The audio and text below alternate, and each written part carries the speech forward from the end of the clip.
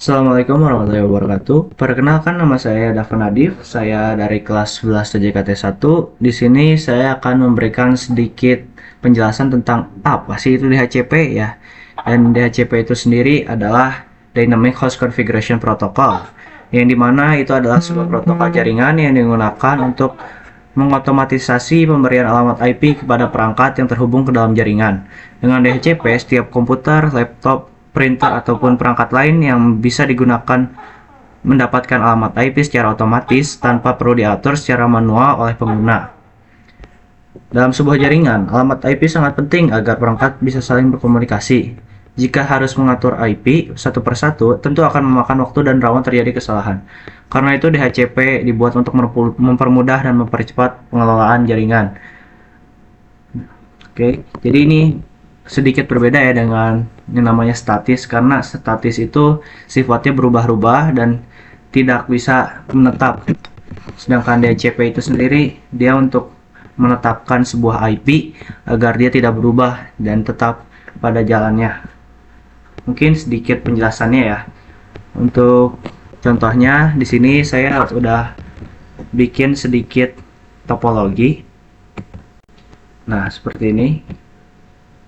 Jadi di Ether 1 ini kalian masukin IP. Contoh di di slash 29 ini adalah server ya. Di sini kalian cukup isi sedikit.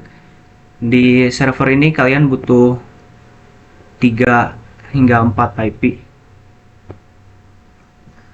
3 hingga 5 IP ya yang digunakan untuk server. Jadi biar bisa menggunakan sebuah laptopnya untuk meremote sebuah server. Nah, gunanya kabel dari router ini dua ini, dan di sini ini adalah gunanya itu ada uplink, yaitu memberikan sebuah sinyal. Jadi itu fungsinya sebagai gateway ya di sini di bagian sini. Nah, di sini cukup 2 IP ya yang bisa dipakai seperti di slash 30 ini. Nah, di sini kalian IP-nya misal untuk di 73/30 kalian taruh di sini, 74 tuh di sini. Dan untuk slash 26 ini bisa digunakan hingga ke 64 ya. Berarti yang bisa dipakai sekitar 62 IP yang bisa kalian dibagikan kepada klien. Dan di situ kalian akan mendapatkan IP secara DH statis ya. Dan kalian jika ingin berubah ke DHCP bisa menggunakan sebuah server ya. Itu baik-baiknya digunakan secara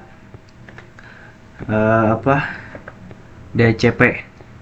Di sini gunanya untuk memberikan sebuah IP. Sedangkan WAN ini adalah IP internet ya. Di sini 192.168.2.5/100/24. Nah, ini adalah IP dari bawaan langsung dari sebuah internetnya. Oke, mungkin sedikit gambarannya seperti itu.